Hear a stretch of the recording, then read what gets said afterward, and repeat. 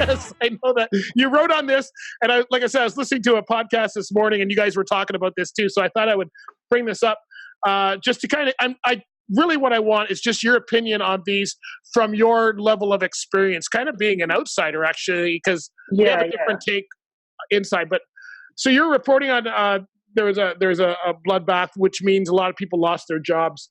Mm-hmm. What do you see going on there? You've been writing on it. What was your take on that? What do you see? I know that headlines can be embellished for readership, but basically on the story, what's your opinion? Is there a problem as far as driver shortage?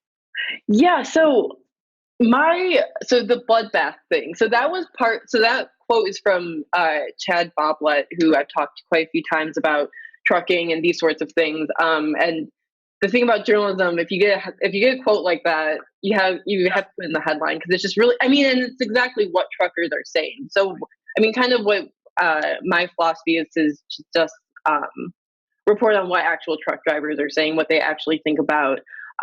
Try to stay away from what I guess every other outlet is kind of saying about trucking or logistics. So he said that to me. I thought that was really interesting. That was all kind of confirmed by the data and the job losses and the sinking rates in both the spot and the contract market. So so I guess what we're seeing now, rates are still slipping year over year, and obviously 2018 was such a great year for trucking. So naturally, any sort of comparison is going to be troubles, or any sort of comparison is always going to show that the year after is not as good. But I think experts have said that trucking is in a recession. It's not just that 2018 was really good. It just seems also that 2019 has been pretty rough. So sort of my thoughts on this is that so many truckers got into the field in 2018, left companies to become owner-operators, or probably just became truckers at a company just to start.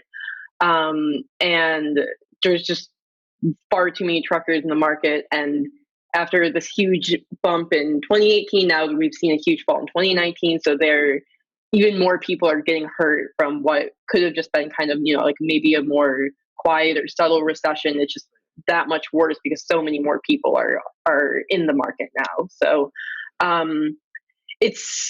people have been saying that maybe 2020 will be better, but we still see the trade war going on. We still see freight volumes probably getting affected by the trade war.